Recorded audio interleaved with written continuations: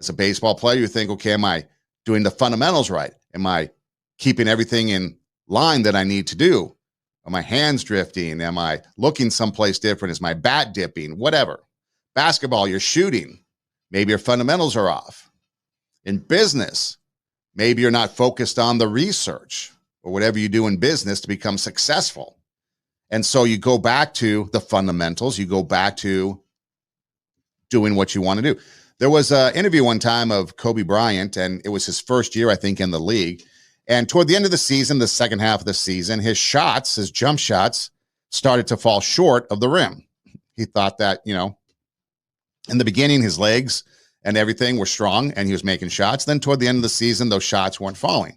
Well, he started to realize that his leg strength wasn't there. And so in the offseason, he knew he had to build his leg strength to keep his jump shot consistent throughout the entire season, 82 plus games if you include the playoffs.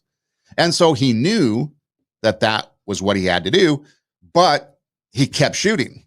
He kept shooting. He kept shooting. He kept playing his game because he knew in the coming years, he would prepare himself so that he would make those shots and his body would be in a situation to be in condition and have strength to play that second half of the season.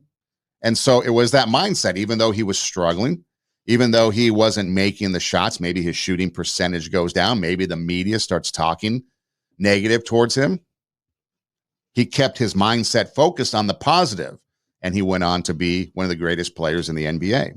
So successful people think the right kind of thoughts. Every action begins with a simple thought, whether that's good or bad, but let's focus on the positive. So every good thought we think. Then we start to think more and more about how we can take that good thought and put it into action. And then our hands go and do it.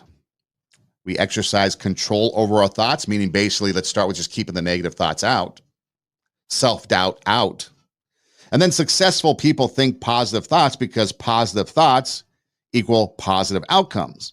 And as we just heard, you have a lion's mentality. Are you king of your jungle?